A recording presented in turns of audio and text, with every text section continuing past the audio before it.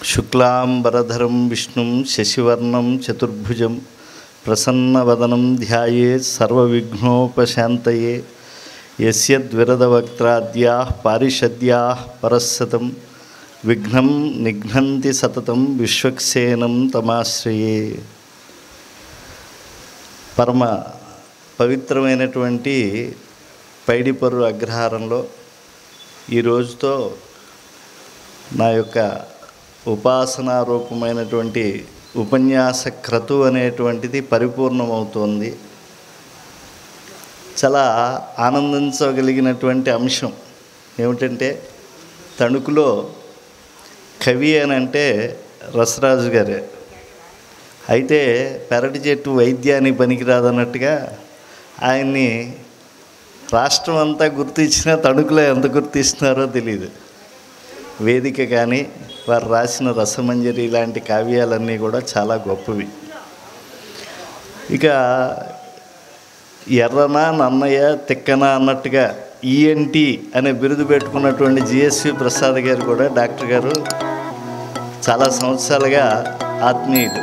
అసలు నేను ఈ తణుకు వారి అమ్మాయిని పెళ్లి చేసుకోకముందే మొదట నన్నయ్య భట్టారక పీఠానికి పిలిచినటువంటి వారు డాక్టర్ జిఎస్వి ప్రసాద్ గారు.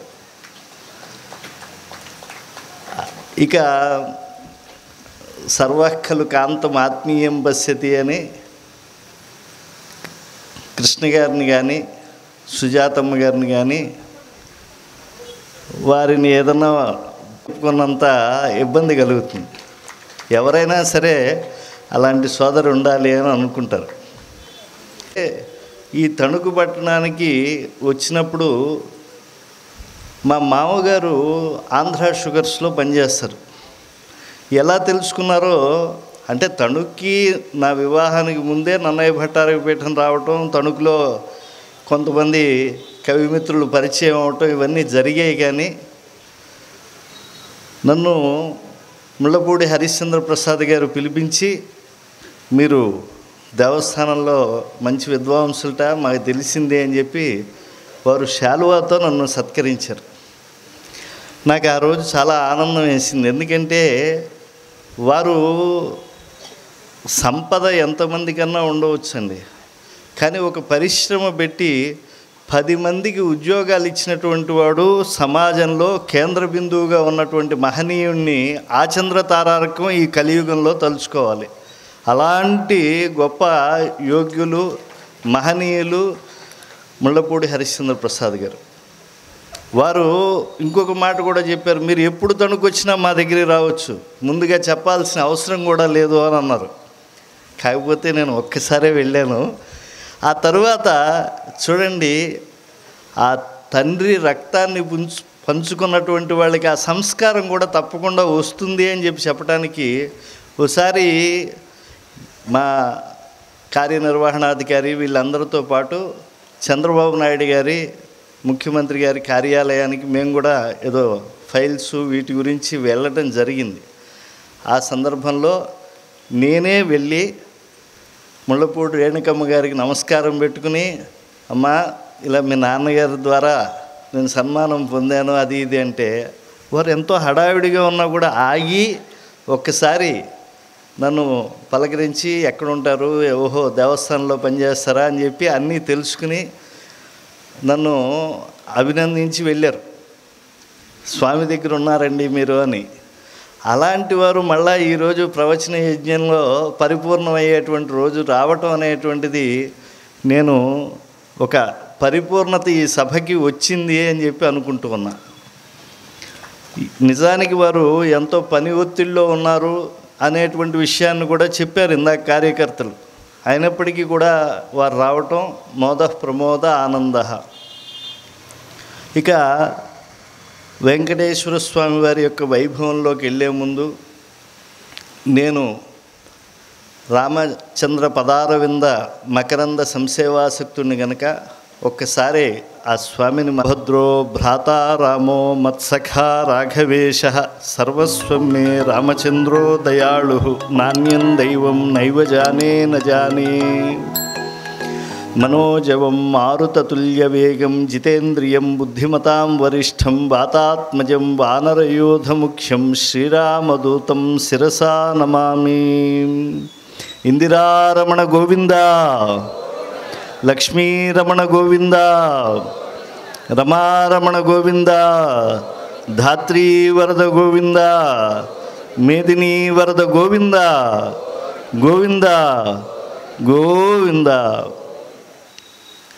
వెంకటేశ్వర స్వామి వారి యొక్క మూలమూర్తి యొక్క వైభవాన్ని నిన్న చెప్పుకుంటూ, వక్త్రాబ్జే భాగ్యలక్ష్మీ, కరతల కమలే సర్వదా దానలక్ష్మీ, దోర్దండే వీరలక్ష్మీ, హృదయ సరసిజే భూతకారుణ్యలక్ష్మీ, ఖడ్గాగ్రే శౌర్యలక్ష్మీ, నిఖిల గుణగణాడంబరే కీర్తిలక్ష్మీ, సర్వాంగే సౌమ్యలక్ష్మీ, మయితు విజయతాం సర్వ సామ్రాజ్యలక్ష్మీ అని అష్టవిధములైనటువంటి లక్ష్మీ కళలతో ఆవృతమైనటువంటి ఆ పరమాత్మను మనం దర్శించగానే ఆనందం కలుగుతుంది. అనిర్వచనీయమైనటువంటి ఆనందం, ఎంతసేపు చూసినా కూడా తనివి తీరదు. అందుకే సుప్రభాతకర్త కూడా ఏమన్నారు, అతృప్త్యమృత రూపాయ వెంకటేశాయ మంగళం అన్నారు. మామూలుగా పరమాత్మను చూస్తూ ఉంటే ఆ భగవద్ దర్శన జనితమైనటువంటి ఆనందంలో మాట అంటూ ఉంటారు భాగవతోత్తములు. లోకంలో ఎక్కడైనా సరే కొంతమందిని చూస్తే మళ్ళీ మళ్ళీ చూడాలి, వీళ్ళతో మాట్లాడాలి అని అనిపిస్తూ ఉంటుంది. కొంతమందితో మాట్లాడినా చూసినా, భగవంతుడా నువ్వు అనేవాడి ఒకటి ఉంటే జీవితంలో మళ్ళా వీడు నాకు తారసపడకుండా చూడవయ్యా, అంతకన్నా నేను నిన్ను కోరుకునేది ఏం లేదు అన్నంతగా వేధించేవాళ్ళు ఉంటారు. అంటే కొంతమందిని చూస్తే ఆనందం, కొంతమందిని చూడకుండా ఉంటే మనకి ఎంతో తృప్తి, ఎంతో ధైర్యము, ఇవన్నీ కూడా మన మనస్సులో ఉంటాయి. కానీ పరమాత్మను చూసి ఏమంటారంటే, అయ్యా నిన్ను చూసినా ఆనందం లేదు, నిన్ను చూడకపోయినా ఆనందం లేదు అంటారు. ఏదో ఒకటి ఉండాలి కదండి, చూస్తే అన్న ఆనందం ఉండాలి, లేకపోతే చూడకపోతే అన్న ఆనందం మిగలాలి మనస్సులో. కానీ అదృష్టే దర్శనోత్కంఠ, దృష్టే విచ్ఛేద భీరుత, నా దృష్టేపి నదృష్టేపి భవతా లభ్యతే సుఖం. పరమాత్మ, శ్రీనివాస, లక్ష్మీనాథ, నిన్ను చూసినంతసేపు మళ్ళా ఎప్పుడు వెళ్ళిపోతానో అనేటువంటి బెంగ, నిన్ను చూడనప్పుడు మళ్ళా ఎప్పుడు చూస్తానో అనేటువంటి ఆవేదన.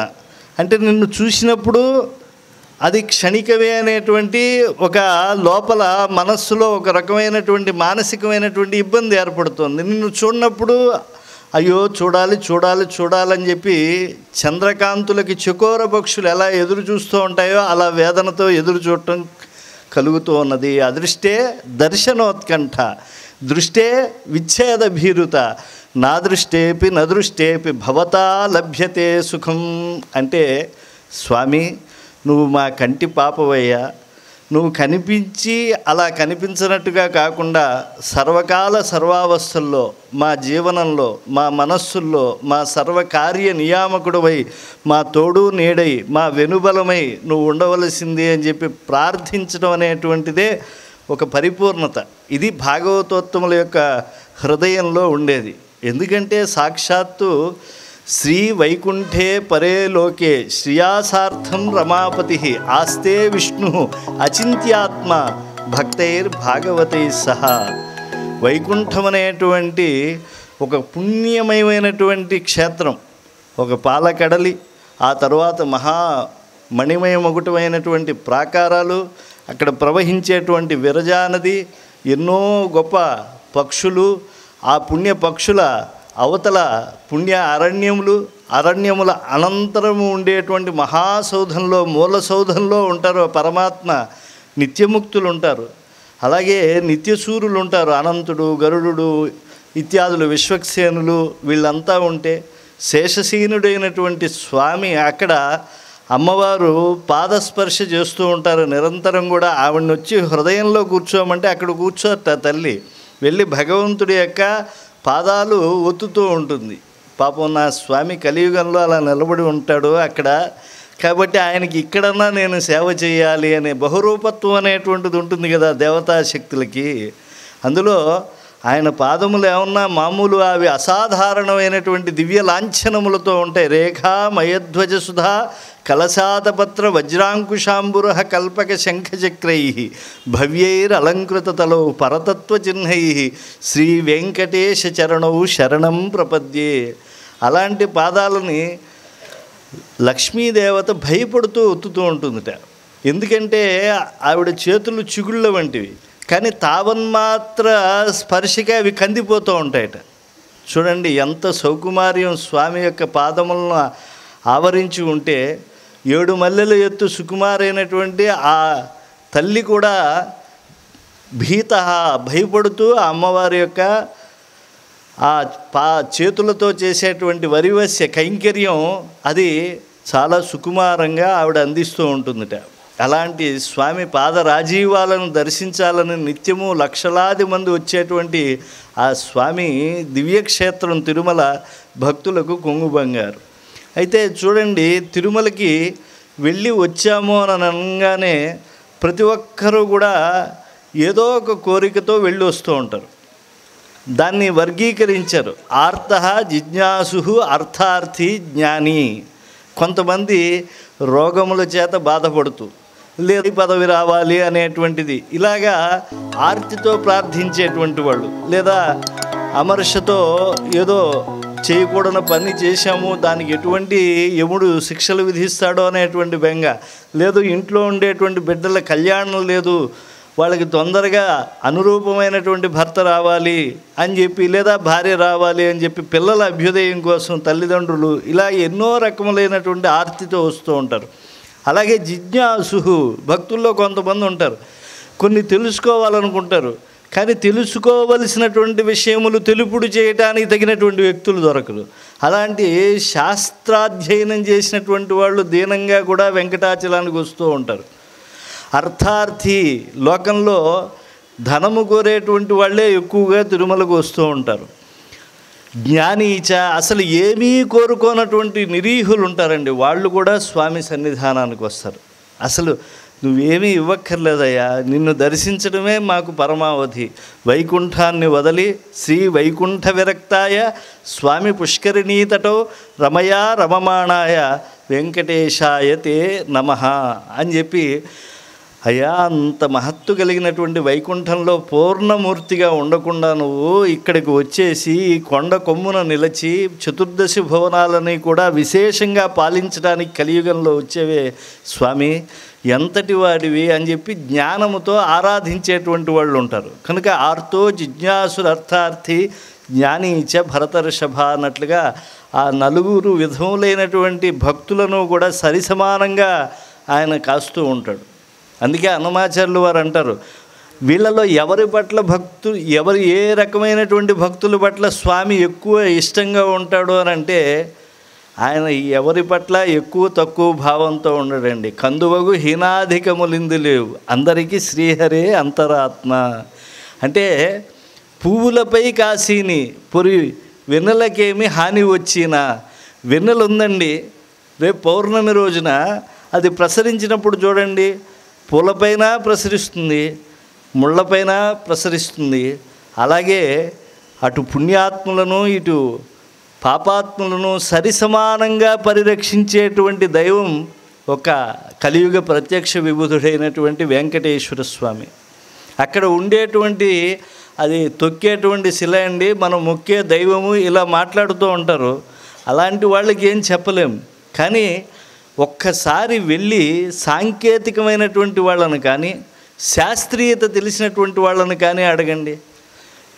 స్వామివారికి పచ్చకర్పూర నామం పెడుతూ ఉంటారు. రోజు 32 తులాలు పెడతారు. ఆయన కళ్ళు మూసుకుపోయేటట్టుగా పచ్చకర్పూరం పెట్టి మళ్ళా అనంతాళ్వాన్ గుణపంతో ఏ గడ్డం మీద అయితే కొట్టారో ఆ చుబుకంపైతో సహా మొత్తం తులదూచి 32 తులాలు పచ్చకర్పూరం ఆయనకి అందంగా దిద్దుతూ ఉంటారు. అలా చూసి అప్పుడు ఆ తృప్తి కలిగిన తర్వాత అర్చక స్వాములు ప్రార్థిస్తారు, హైమోర్ధ్వపుండ్రమయ హన్మకుటం సునాసం. స్వామి, ఆ హైమమైనటువంటి ఊర్ధ్వపుండ్రములతో నువ్వు ఎంత అందంగా ఉన్నావయ్యా, హైమోర్ధ్వపుండ్రమజహన్ మకుటం సునాసం, మంచికి బంగారు కిరీటాన్ని పెట్టుకుని ఎంత సుందరమైనటువంటి నీ దివ్య స్వరూపం. మందస్మితం, ఎప్పుడు నవ్వుతూనే ఉంటాడండి ఆయన. చూడండి, ఆనంద నిలయంలో ఉన్నాడు కాబట్టి, ఆనందమయంగా ఉన్నాడు కాబట్టి ఆయన్ని అలా మనం ఆశ్రయిస్తూ ఉన్నాం. హైమోర్ధ్వపుండ్రమజహన్ మకుటం సునాసం మందస్మితం మకరకుండల చారుగండం బింబాధరం బహుళదీర్ఘ కృపాకటాక్షం శ్రీవెంకటేశ ముఖమాత్మని సన్నిధత్తాం. ఆయన ఎప్పుడు కూడా దూరపు చూపుతో ఉంటాడు. ఆయన దగ్గర వాళ్ళని కన్నా కూడా దూరంగా ఉండేటువంటి వాళ్ళని జాగ్రత్తగా కాపలాగా వస్తూ ఉంటాడు. గుడి గోపురాలు కట్టించి బంగారు తులసి పూలతో పూజ చేసినటువంటి తొండమాన్ చక్రవర్తి కన్నా కూడా ఎక్కడో పాపం కుమ్మరి నంబెనేటువంటి వాడు అలా మట్టి పూలతో సమర్పిస్తే కొయ్య విగ్రహానికి ఆ పూజను ఆదరించి తొండమాన్ చక్రవర్తిని నిరసించినటువంటి దైవం ఎవరన్నా ఉన్నారు అనంటే సరితూచేటువంటి భక్తిని ఎంత మాత్రమున ఎవ్వరు తలిచినా అంత మాత్రే. నీ వలన కొరతే లేదు మరి నీటి కొలది తామెరవు అంటారు కదా. మామూలుగా ఎక్కడన్నా లోకంలో చూడండి, పిండి కొద్ది రొట్టె అంటే బాగానే ఉంటుంది. నీటి కొలది తామెర అంటే అర్థం ఏమిటి? చిన్న సరస్సులో చూసినా పెద్ద నదిలో చూసినా తామరకి ఒక రూపం అంటూ ఉంటుంది, అంతే ఉంటుంది. అంతకు మించి తామర పువ్వు ఎక్కడా ఉండదు. మరి నీటి కొలది తామర అంటే ఏమిటో అది పట్టుబడదు పక్షాన. అంటే ఉత్తముల మహిమ నీటి కొలది తామర సుమ్మి, ఇలా ప్రయోగాలు చేస్తూ ఉంటారు తాళ్ళపాక కవులు. అంటే మీరు చెరువుల్లో చూడండి, పల్లెల్లో ఎండాకాలంలో నాచు అవి పోవటానికి బయటికి నీళ్లు పంపించేస్తారు. ఆ తర్వాత చెరువు నింపుతారు. నింపినప్పుడు ఈ పూలన్నీ కూడా తామర పూలు లోపల ఉండిపోతాయి. తర్వాత నీళ్లు ఆ మట్టం పెంచుతూ ఉంటారు. నీటి మట్టం పెరుగుతూ ఉంటే ఆ తామర తూడు ఇంకా పెరుగుతూ ఉంటుంది. ఎప్పుడూ తామర మునిగిపోదు, అది ఎప్పుడూ పైనే ఉంటుంది. అంటే నీటి సాంద్రత పెరిగినంత ఉన్నతికి తన తూడును పెంచుకుంటూ తామర పువ్వు ఎప్పుడూ పైనే ఉంటుంది. తామర పువ్వు మునిగిపోవడం అనేటువంటిది జరగదు. అలాగే ఎప్పుడో మనం చిన్నప్పుడు వెంకటేశ్వర స్వామి గురించి తెలుసుకుంటాం, తర్వాత క్రమంగా తెలుసుకుంటూనే ఉంటాం. ఆ జీవనం ఎప్పుడూ ఉన్నతిలోనే ఉంటాడు స్వామి. కనుక నీ వలన కొరతే లేదు, కొరత మా వల్ల ఉంది, మేము ఎంత తెలుసుకుంటున్నాం నీ గురించి అనేటువంటి వెలితి మాలో ఉంది. కానీ నీలో ఏముందయ్యా? ఎంత తెలుసుకుంటూ ఉంటే అంత ఉన్నతోన్నతుడుగా కనిపిస్తావు. సరే, శాస్త్రీయమైన అంశం అన్నాం కదా. ఈ పచ్చకర్పూరం అనేటువంటిది కనుక పెడుతూ ఉంటే మీరు ఏ శిలపైనైనా సరే ఆ శిల 6 మాసాల లోపల పగిలిపోతుంది. మీరు కావాలంటే అభ్యాసం చేసి చూడండి. ఏ శిల స్పర్శ అంటే ఆ శిల ఎంత గొప్పదైనా సరే, ఆ శిల సాంద్రతను శిల్పులు ఎంత గొప్పగా దాన్ని నిర్ణయించినా సరే, దానికి పచ్చకర్పూరం నామం పెడితే అది పగిలిపోతుంది. కాబట్టి పచ్చకర్పూరం మిగతా దేవాలయాల్లో రాస్తూ ఉంటారు. తిరుమలలో ఆ వెలితి ఎప్పుడూ ఉండదు, పూర్తిగా పచ్చకర్పూరం నామం పెట్టేస్తూ ఉంటారు. పచ్చకర్పూరం ఇక్కడ చుబుకం పైన అందంగా ఉంచుతూ ఉంటారు. ఉంచి చక్కగా హైమోర్ధ్వపుండ్రమజహన్ మకుటం సునాసం అని ఆనందంగా చూస్తారు. కానీ స్వామి మూలమూర్తికి ఏమైనా ఈ రోజుకి ఇబ్బంది వచ్చిందా అండి? అంత ఇక గురువారం నాడైతే నేత్ర దర్శనం కనుక ఆ రోజు 16 తులాల పచ్చకర్పూర నామం పెడుతూ ఉంటారు. కనుక అలా ఉండేటువంటి ఆ మూర్తిగా భావించకూడదు. సాక్షాత్తు వైకుంఠనాథుడు అక్కడ శిలాంతర్యామిగా ఉన్నాడు అనే సత్యాన్ని గుర్తించాలి. అందుకే అభిషేకం రోజును చూడండి, గోరువెచ్చటి నీళ్లతో ఆయనకి స్నపన చేయిస్తారు కదా. స్నపన అయినంత తరువాత వాళ్ళ వేళ్ళకి అర్చక స్వాములను అడగండి, 6 నెలల పసిపాలుడు యొక్క స్పర్శ తగిలితే ఉలిక్కిని మనం ఏమన్నా పాపం గట్టిగా పట్టుకుంటే ఏమవుతుందో ఈ చంటి బిడ్డకి అనుకుంటామే, అలా అనిపిస్తుంటే అర్చక స్వాములకి ఆ మెత్తగా ఉద్వర్తనం చేస్తూ ఉంటారు, అలా హత్తుతూ ఉంటారు. చాలా ఆ గుడ్డ కూడా ఎంతో పలచటి గుడ్డతో అలా ఆయన్ని అద్దుతూ ఉంటారు. అయిన తరువాత మనకి స్నానాయాసం అంటారు కదా, చెమట పుడుతుంది కదా. వెంకటేశ్వర స్వామి మూర్తి పైన కూడా, దివ్యమంగళ విగ్రహంపై కూడా అలా స్వేద బిందువులు కనిపిస్తాయి. ఇది అర్చకులకే కాదు, అక్కడ ఉండేటువంటి అభిషేకంలో వస్త్రాలంకార సేవ కూర్చున్నటువంటి భక్తులు కూడా ఎన్నోసార్లు వారు చెప్పినటువంటిది, నేను కూడా ప్రత్యక్షంగా చూసినటువంటిది. కనుక అసలు సుప్రభాత సేవ జరిగేటప్పుడైతే అప్పటి వరకు దేవతలు పూజించి పెడతారు కదా, అక్కడ బ్రహ్మగారు ముందుగా వచ్చి ఆయన పూజిస్తూ ఉంటే దేవతా కోట్లంతా కులశేఖరపడి దాటి వెళ్తారు. వాళ్ళకు కూడా అధికారం ఉంది వైఖానస అర్చకుల వలె. కాబట్టి ఆయనకి పాపం లేవంగానే ఆయనకి జిహ్వా లేఖనం చేస్తారు. దర్భపుల్ల తీసుకుని మనం ఎలా అయితే టంగ్ క్లీనింగ్ చేసుకుంటామో అలాగే ఆయనకి జిహ్వా లేఖనం చేస్తారు. ఆయనకి కాళ్ళు కడిగేస్తారు, అంతే, స్నానం అయిపోయినట్టు. అంటే వీక్లీ వన్స్ ఆయన స్నానం చేస్తాడండి. డైలీ మాత్రం భోజనం చేస్తాడు అన్ని పూటల్లో. అంటే ప్రసాదాలు గంపలు గంపలు కొద్దీ పెడుతూ ఉంటాయి, పులిహార అలాగే ఇతరమైనటువంటివి. అంటే ఆయన పాద పరిరక్షణము అనేటువంటిది జరిగితే, ఆ బంగారు పాదాలపైన కడిగితే, భోగ శ్రీనివాసమూర్తికి అభిషేకం చేస్తే, తక్కిన విగ్రహాలపైన అంటే పరివార దేవతలు ఉంటారు కదా వాళ్ళందరిపైన కూడా నీళ్లు జల్లితే స్వామికి స్నానం అనేటువంటిది జరిగినట్టుగా. ఈ అర్చక స్వాములు సుప్రభాతంలో వెడతారు కదా, ఆ వెళ్ళినప్పుడు ఆయనకి ఆకలి వేస్తుంది వెంటనే. పసిబాలుల్లాగా ఉంటాడు కదా ఆయన. కాబట్టి గోరువెచ్చటి పాలు గోపాల సేవించు, నవనీత హారతిని కరుణతో అందుకో. వెంటనే నవనీతం ఇస్తారు ఆయనకి. ఆ వెచ్చటి పాలు నవనీతం తింటాడు. ఆ కరుణతో ఆ హారతి అందుకుంటాడు. మళ్ళీ దృష్టి దోషం ఒకటి, ఆయన మన చూస్తే పర్వాలేదు, మనం ఆయన్ని చూస్తే ఏమవుతుందో తెలియదు. కనుక వినాయకుడు అంతటి వాడికే జరిగిందని చెప్పుకుంటున్నాం కదా.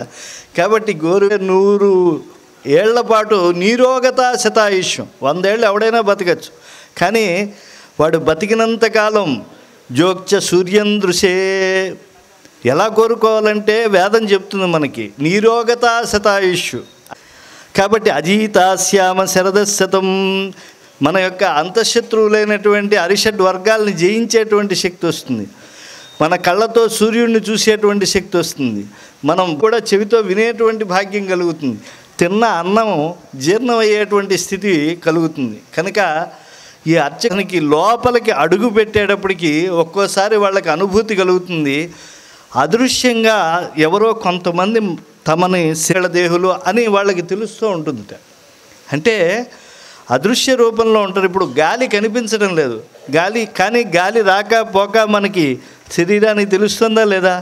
అలాగే గొప్ప దేహం కలిగినటువంటి పరమాత్మ అక్కడ ఉన్నాడు అనేటువంటి విషయాన్ని మనం గుర్తించడమే అది శాస్త్రీయత, అదే శాస్త్రజ్ఞానము. ఎన్ని ఉత్సవాలు జరిగినా, ఎన్ని ఊరేగింపులు జరిగినా, అటువంటి కళ్యాణమూర్తికి, లక్ష్మీనాథుడికి కళ్యాణము అనేటువంటిదే ప్రసిద్ధి. నిత్య కళ్యాణం పచ్చతోరణం అంటూ ఉంటారు. తిరుమల ఏమిటండి అంటే నిత్య కళ్యాణం పచ్చతోరణం అండి. మరి ఇన్ని ఉత్సవాలు జరుగుతాయని చెప్పి సంఖ్య కూడా చెప్పారు కదా. 365 రోజులు ఉంటే 470 ఉత్సవాలు జరుగుతాయి అన్న. ఎప్పుడూ కూడా ఆశ్చర్యం. ఇంకో విషయం చెప్తాను చూడండి. స్వామివారికి ఎన్నో నివేదనలు ఉన్నాయి. ఒకసారి తెనాలి రామకృష్ణుల వారికే కోపం వచ్చింది. ఆయన వచ్చేటప్పటికి ప్రసాదం పెట్టేయలేదు దర్శనం అవ్వగానే. ఆయన మంచి పెద్ద పద్యం చెప్పాడు. చివరిలో అంటాడు, బూరెలు అప్పాలు ఇవన్నీ తినేస్తున్నావు కదా నువ్వు, సేవలు చేయించుకుని ప్రతి సేవలకి ఓ ప్రత్యేక ప్రసాదం కావాలా నీకు? తిండి మెండేయ గురుడా, తిగళ గురుడా అని చెప్పి నువ్వు తినటానికే పుట్టావా, లోక రక్షణ కోసం పుట్టావా? త్రిజగత్తుల్ని రక్షించడానికి పుట్టినటువంటి వాడికి తిండి కోసం పుట్టినట్టున్నావు మాకు అనేప్పటికీ ఎవరో ఒక పెద్ద పళ్ళెంలో బోళ్ళని రకాల ప్రసాదాలు తీసుకొచ్చి ఆయనకి ఇచ్చారట. కాబట్టి అలా ఎవ్వరు కూడా ఆకలితో ఉంచకుండా ఉంచేటువంటి ఆ స్వామికి ఎన్ని ప్రసాదాలు, రకరకాల ప్రసాదాలు. అసలు రాసులు పోసేస్తారు. గురువారం నాడైతే అన్నకూటోత్సవం అని జరిగేటువంటి దాంట్లో 470 కేజీల ఆ పులిహార పోసి పైన ఈ జంతికలు, అలాగే మురుకులు అంటారు అక్కడ, ఆ జంతికలు పెట్టి 4 పక్కల కొట్టినటువంటి కొబ్బరికాయలు పెట్టి తులసి దళాలన్నీ వేసి బాగా అలంకరించి పెడతారు ఒక పర్వతంలాగా. అప్పుడు ఆయన గురువారం నాడు నేత్ర దర్శనం మన మీద ముందు పడకుండా తిండి మీద బాగా పడితే అప్పుడు మనకేసి కోపంగా చూడడం అని చెప్పి అదొక అందరికీ విశ్వాసం అది. కాబట్టి అలా అన్ని ప్రసాదాలు ఉన్నప్పటికీ కూడా ఆ కులశేఖరపడి దాటి వెళ్ళేటువంటి ప్రసాదం ఒకటి లేదండి. లడ్డు, వడ వీటిలతో సహా ఏ ప్రసాదమైనా సరే కులశేఖరపడికి యువతలే, కొన్ని బంగారు వాకిళ్ళకి అవతలే. కానీ అన్నీ స్వామి నివేదితం అవుతాయి. కానీ ఆయనకు అందేటువంటిది మధ్యాహ్న వేళ మాత్రా ప్రసాదము అని ఉంటుంది. అంటే బాగా తోడుపెట్టినటువంటి ఆ మేగడ తరకలతో అంతే అంత బియ్యంతో చేసి ఒక ముద్ద వచ్చేట్టుగా చేసి, ఒకప్పుడు కుండ పెంకుల్లో అంటే పైన పెంకు పగలగొట్టి కింద పెంకు పైన తెచ్చి పెట్టేవారు. అందుకే తోమని పళ్ళాలవాడ నేమగాడు అంటారు కదా. ఇంక తోమే పని లేదా, అవి మనలాగే తోముకోవడం తోమించుకోవడం ఇవన్నీ లేవు. ఆ పళ్ళెం అక్కడికి పడేస్తారు, అది అలా ఉండేది. ఇప్పుడు అవన్నీ కుండలు పెంకులు ఇవన్నీ కష్టం కాబట్టి ఇప్పుడు వచ్చినటువంటి వేలాది మంది భక్తులతో వెండి పాత్ర ఒకటి చేసేసి దాన్ని మాత్రం బాగా తోముతూ ఉంటారు. కాబట్టి అలా భగవంతుడికి నివేదితమయ్యేటువంటి ఆ ప్రసాదం నిజంగా ఆ పెరుగన్నం మాత్రమే. మనం చెప్పుకోవాలంటే మాత్రా ప్రసాదం అని సంస్కృతంలో అంటే అందరికీ అర్థం కాదు కాబట్టి ఆ పెరుగన్నం అది ఓ గుప్పెడు, అది మాత్రమే ఆయన తింటాడు పాపం. ఆ ప్రసాదాన్ని ఒకప్పుడు పట్టుకుని నా ఉద్యోగం వచ్చిన కొత్తల్లో మాత్రా ప్రసాదం ఏదో పాపం వీడు గుళ్ళో పడి ఏడుస్తూ ఉంటాడు కాబట్టి వీడికి ఏదో ఇద్దామని చెప్పిస్తే నేను అప్పుడు అమలాపురం బస్సు ఎక్కేసి వెంటనే వెళ్ళిపోయేసి మా అక్కకి ఇచ్చా. తిరుపతి ప్రసాదం అండి. ఒకసారి తినింది. అప్పటికే కొంచెం ఎంతైనా మజ్జిగానం అనేటువంటిది ముందు రోజు బస్సు ఎక్కితే పక్క రోజుకి కాస్త ఏదో వేరే సౌరభం వస్తుంది కదా. దాన్ని చూసి అది తిని సరేరా ఏమిటి లడ్డూ పట్టరాలేదా అంది. అంటే ఏమిటి తిరుపతి ప్రసాదం అని అంటే లడ్డూనే ప్రసాదము, అది భాగవతుల యొక్క విశ్వాసం అంతే, దాన్ని మనం ఏం చేయలేం. ఆ లడ్డు తింటేనే అందరికీ ఆనందం. అంతేకాదు అన్నమాచార్యుల వరకు కూడా అమ్మవారు తినిపించింది పలుకుతేనెల తల్లి స్వయంగా ఆ పాదరక్షలు పక్కన పడేసిన తర్వాత మనకి సినిమాల్లో చూపించినట్టుగా ఆయన 6 ప్యాక్స్తో పెద్ద మీసాలు గట్రా పెట్టుకుని వెళ్ళలేదండి. ఈ లీల 8-7 పిన్న బాలుడయ్యు సలమల రీతితో ఆయన పాపం 8 ఏళ్ల చిన్న పిల్లవాడు ఆయనకి ఇంకా లోకజ్ఞానం అనేటువంటిది ఏమీ తెలియదు. భక్తులు వెళ్ళిపోతూ ఉంటే వాళ్ళతో చేరి గోవింద గోవింద అని చెప్పి వెళ్ళిపోయినటువంటి వాడు వెళ్ళిపోతూ ఉంటే ఆ పాదరక్షలు ఉన్నంత వరకు కూడా కొండ ఎక్కలేకపోతున్నాడు. ఎవరో చెప్తే ఆ పాదరక్షలు పడేశాడు. ఆ తర్వాత హాయిగా కొండెక్కుతూ అలసిపోయి ఒక చోట ఆగితే అమ్మ వచ్చేసి ముద్ద పెట్టిందండి. ఎంత ప్రభావం తెలుసా అండి. వెంటనే ఆయన ముందు పద్యం చెప్పాడు, తర్వాత పాటలు మొదలెట్టాడు ఆయన. ఆ పద్యం కూడా అమ్మకు తాళ్లపాక ఘనుడు అన్నడు పద్యశతంబు చెప్పెగా కొమ్మని వాక్ప్రసూనముల కూరిమితో అలమేలు మంగకున్ నెమ్మది నీవు చేకుని అనేక యుగమ్ములు బ్రహ్మకల్పముల్ సమ్మదమంది వర్ధిలము యవ్వనలీలల వెంకటేశ్వర. మకుటమేమో వెంకటేశ్వర అని ఉంటుంది. మొత్తం 99% ఏమో వర్ణించిందంతా అమ్మవారిని వర్ణించేసాడు ఆయన. ఇదేమిటయ్యా ఇది నాకా నీకా అని అంటే నీకోసమే ఇచ్చా, అమ్మనే వర్ణించా, కానీ నీకు స్వభావ లావణ్య రత్నాకరుడివి, ఎప్పుడు నిత్య యవ్వనంతో ఉంటావు. కానీ లోకవృత్తం అంతా చూసిన తర్వాత మనస్సుకి యవ్వనత్వం ఉండదేమో, అందుకని చెప్పి మా అమ్మ యొక్క సౌందర్యాన్ని నేను వర్ణిస్తే సతి నెగడు కళలకును నీరాజను అర్థం తెలిసి ఎవడన్నా ఆ పాట పాడగలడండి 10 మందిలో. కాబట్టి అలాంటి స్వారస్యం ఆయన నోటి నుంచి అయత్నంగా వచ్చేసింది. మంగళం అమ్మకున్ సకల మంగళం అంబుజనేత్రకు జయామంగళం ఇందిరాసతికి మంగళమీ అలమేలు మంగకున్ మంగళమందునే మరియు మంగళమందును దేవలోక దివ్యాంగనలల్లని సతికి ఆరతులిత్తురు వెంకటేశ్వర.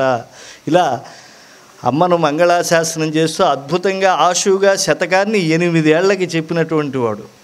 అంటే దర్శనం ఎలా ఉంటుంది అంటే ముందు స్వప్న సాక్షాత్కారం జరుగుతుంది. వాసుదేవ మననం అనేటువంటి గ్రంథాన్ని మనం బాగా అధ్యయనం చేస్తే అందులో త్రివిధాత్మకమైనటువంటి దర్శనాలు ఉంటాయి. ముందు స్వప్న సాక్షాత్కారం, ఈ అద్వైతం వాళ్ళంతా ఇంద్రియజనిత వికారం అంటారు, కానీ విశిష్టాద్వైతం అయితే దృశ్యతే భగవాన్ యస్య స్వప్నే సర్వస్వభావః తస్మిన్నేవ దృఢాభక్తి జాయతే నాత్ర సంశయ.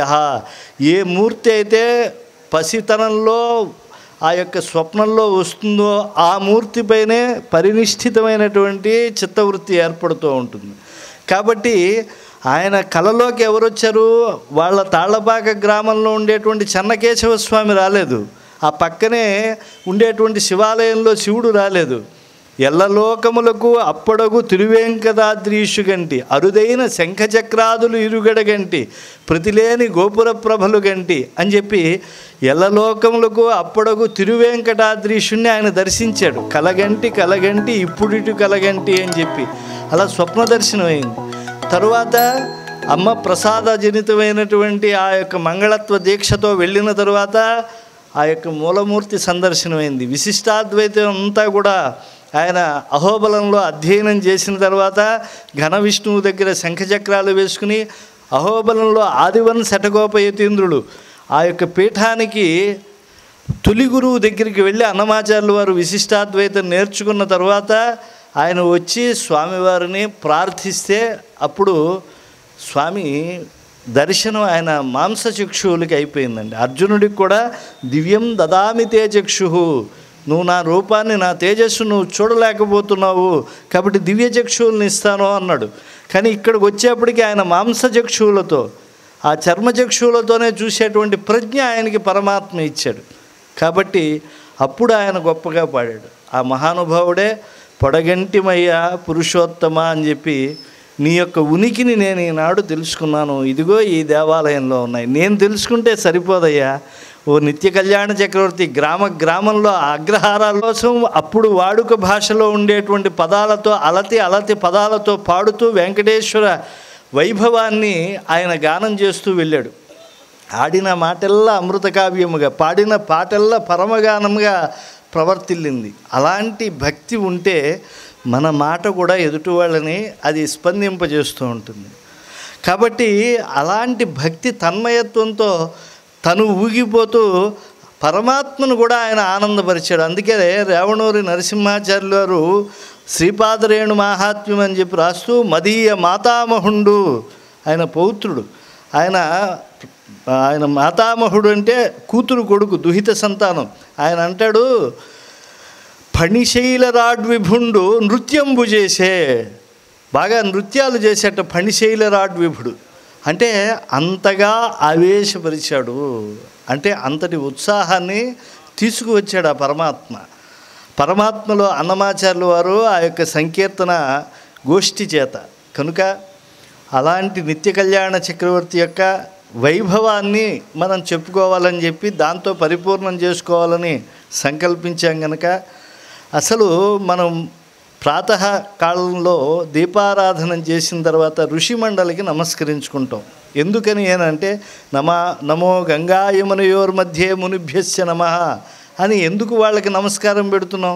వాళ్ళకి మనకి ఏం సంబంధం లేదు కదా, ఏదో మన గోత్రంలో ఋషులు ఉంటారు, అంత మాత్రం చేతనే వాళ్ళని ఎందుకు మనం స్మరించాలి అని అంటే కారణం ఏమిటి అంటే ఆ ఋషులు కాలానుగుణముగా సమాజంలో వచ్చేటువంటి వాటిని ముందుగా తెలుసుకుని తదనుగుణమైనటువంటి ఉపాసనతో భగవంతుణ్ణి లోకక్షేమాన్ని చేకూర్చమని చెప్పి వాళ్ళు ప్రార్థనలు చేస్తూ ఉంటారండి.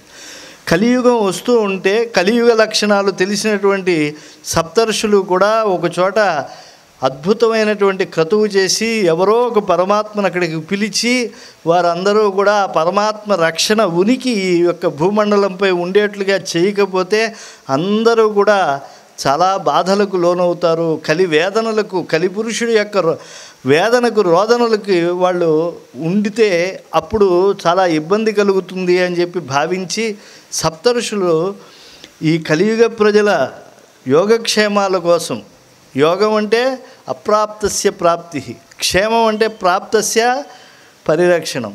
కాబట్టి మనకి లాభం రావాలి, వచ్చినది మనం పోగొట్టుకోకుండా ఉండాలి. కాబట్టి యోగక్షేమాలు మానవులందరికీ కూడా రావాలి, జీవులందరికీ కూడా పరిణతి రావాలి అని చెప్పి అందరూ తమ తమ హృదయాల్లో ఉండేటువంటి అసూయ మాత్సర్యాదులు తొలగించుకోవాలని చెప్పి అందుకని పరమపురుషుడు ఇక్కడ ఉంటే ఆయన భక్తి పడినటువంటి వాళ్ళన్నా ఉత్తమ గతులను పొందుతారు అని చెప్పి ఆ స్వామి కోసం, రాక కోసం సప్తర్షులు సంకల్పించి ఒక యజ్ఞాన్ని ప్రారంభించారు.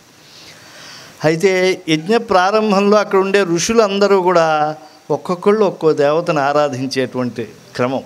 అంటే ఏ దేవత అయినా కూడా ఎన్ని రకాలుగా కనిపించినా కూడా ఆ యొక్క దేవతా తత్వం అంతా కూడా ఒకటే అయినప్పటికీ కూడా ఆ ఈశ్వరతత్వాన్ని ఆశ్రయించడంలో వారి వారి విశ్వాసానికి సంబంధించి ఉంటుంది. కనుక నారద మహర్షి అక్కడికి వచ్చారు. నారం దదాతీతి నారద, జ్ఞానాన్ని ఇచ్చేటువంటి వాడు. త్యాగరాజస్వామి వారు శ్రీ నారదమౌని అని ఒక కీర్తన రాశారండి. అది వింటే చాలు అసలు నారదుడు ఎంత గొప్పవాడా అని మనకి తెలుస్తుంది. ఎందుకంటే అప్పటి వరకు కూడా త్యాగరాజస్వామి వారికి చాలా లోపల వేదన ఉండేది. ఈ నదులన్నీ కూడా నదతీతి నదిహి కదా, అందంగా శబ్దం చేస్తూ ఉంటుంది ఆ నది వెడుతూ. అలాగే పక్షులు సహజంగా కూస్తున్నాయి. అలాగే జంతువులన్నీ కూడా ఆవు దగ్గర పాలు తాగినటువంటి గోవత్స ఎంత అంబా అని చెప్పి ఆర్ద్రతగా పలుకుతోంది.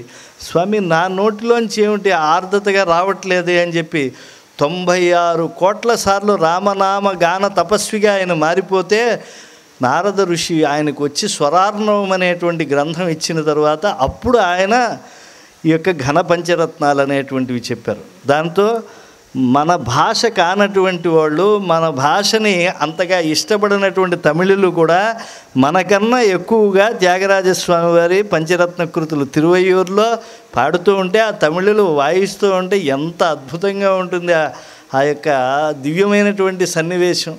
కనుక ఇలాంటి గొప్పదైనటువంటి భక్తి తన్మయత్వం రావాలి ప్రజల్లో అని చెప్పి వాళ్ళు యజ్ఞం చేస్తూ ఉంటే జ్ఞానాన్ని ఇచ్చేటువంటి నారద మహర్షి అక్కడికి వచ్చి కోవా భుంక్తే యజ్ఞఫలం.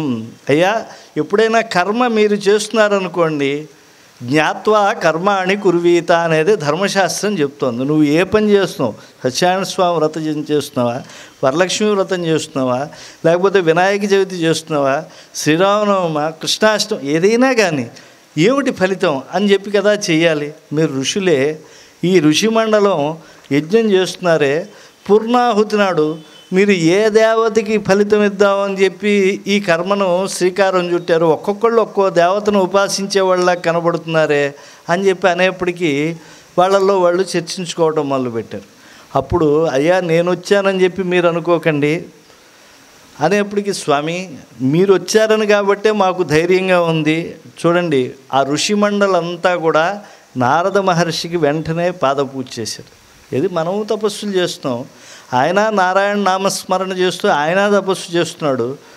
ఆయనకి మేమెందుకు చేయాలని అనుకోలేదు. వయోవృద్ధులైనటువంటి వాళ్ళు అక్కడ ఉన్నారు, జ్ఞానవృద్ధులైనటువంటి వాళ్ళు ఉన్నారు. ఆ ఋషి మండలం అంతా కూడా అంటే సప్త ఋషులను ముందు పెట్టుకు చేసుకుంటున్నారు, కానీ అనేక మంది ఋషులు ఇక్కడికి వచ్చేశారు. ఆ ఋషి మండలం అంతా కూడా నారదుడికి ఎంత గొప్పగా పూజ చేశారో అది గురు పూజోత్సవము అని అంటే. గురువు గారి పట్ల అటువంటి ప్రత్యయం ఉంటేనే భక్తి అనేటువంటిది వస్తుంది. ఆ మాటల పట్ల అటువంటి విశ్వాసం ఉంటేనే భక్తి అనేటువంటిది వస్తుంది. ఆయన మాలాంటి వాడే, ఆయన కాఫీ తాగుతున్నాడు మేము తాగుతున్నాం అనుకుంటే అది భక్తి ఎలా అవుతుందండి? అలా అనుకోలేదు ఆ ఋషి మండలం అంతా కూడా. ఆయనకు భగవంతుడికి ఎలా అయితే ఆరాధన చేస్తారో అలా ఆరాధన చేశారు ఋషి మండలం అంతా కలిసి. చేసేప్పటికి తృప్తి చెంది, అయ్యా నేను పరిష్కారం చెప్తున్నాను వినండి. అఘటన ఘటనాపటుడైనటువంటి ఈ భృగు మహర్షి ముల్లోకాలకి పంపించండి. ఆయన ఇప్పుడు ఈ యొక్క సృష్టిని అంతా కూడా సమాపనం చేసేటువంటి శివుడా, సృజించేటువంటి బ్రహ్మ, లేకపోతే సృష్టింపబడినటువంటి దాన్ని రక్షించేటువంటి విష్ణువా, ఎవరు కలియుగంలో చాలా దయతో ఓపికతో భక్తుల్ని కాపాడుతాడో ఆయన ఉనికి తెలుసుకొచ్చి మనకి చెప్తాడు, ఈయన్ని పంపిద్దాం ముల్లోకాలకి అని చెప్పి చెప్పంగానే అందరూ కూడా ముక్తకంఠంతో అంగీకరించారు. వెంటనే భృగు మహర్షి ఆయన బయలుదేరాడు. ఎవరైనా సరే గణానాంత్వ అనంగానే మళ్ళా ప్రణోదేవి సరస్వతి వాజేభిర్వాజనీవతి ధీనామవిత్రియవతు అని కాస్త చదువుకున్నటువంటి వాడికి సరస్వతీదేవి అంటే ప్రేమ ఉంటుంది. ఆ సరస్వతీ నాథుడు బ్రహ్మగారంటే యజ్ఞములో ఆరాధింపబడేటువంటి వాడు కనుక నిరంతరము కూడా చతుర్వేద శ్రూయమాణమైనటువంటి పురుష సూక్తంతో ఆయన నినదించేటువంటి సత్యలోకంలో ఉంటాడు కనుక ఆయన అంటే చాలా గౌరవం ఉంటుంది.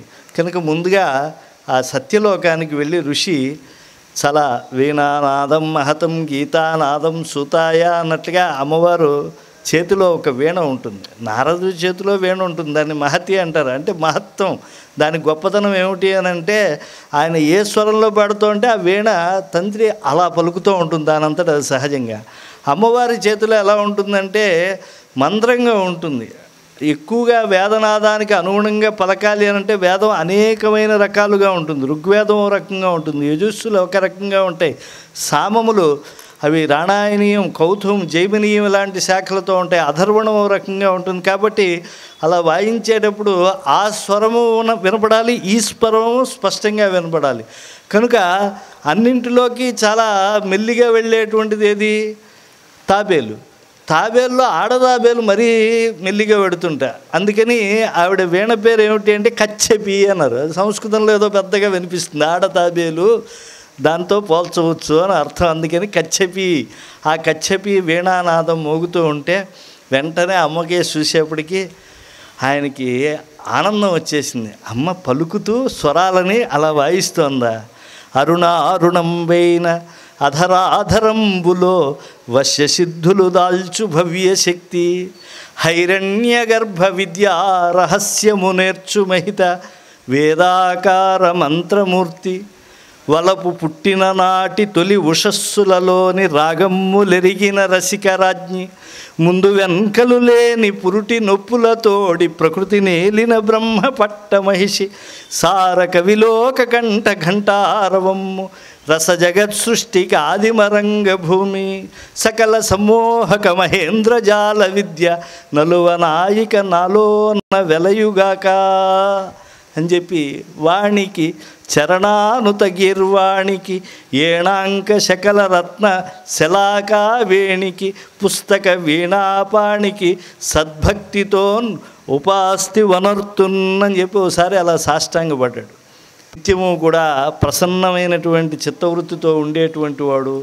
అలాంటి మహనీయుడైనటువంటి ఆ యొక్క బ్రహ్మగారి గురించి అద్భుతమైనటువంటి గద్య చెప్పాడు. ఆయన ఎంతసేపు చెప్పినా ఆయన కంఠశోష చెప్పించి వాళ్ళిద్దరూ ఏమీ లేదు. ఆవిడ వీణానాదం చేస్తుంది, అక్కడ అద్భుతంగా ఆయన వేదనాదం చేస్తూ ఉన్నాడు. వినటానికి ఏదో విందుగానే ఉంది, కానీ ఆయనకి కొంచెం కష్టంగా ఉంది. అక్కడేమో యజ్ఞమా, ఋషిమండలం అంతా ఎదురు చూస్తూ ఉన్నారా. ఇక్కడ వీళ్ళు ఇలాగే కనుక ఉంటే రేపు మనం పిలిస్తే ఆవిడ వాయిస్తూ ఉండడం, ఈయన పాడుతూ ఉండడం, వేదాలన్నీ కూడా అని చెప్పి ఉంటే అప్పుడు ఎంత కష్టం అవుతుంది మా పూర్ణాహుతి.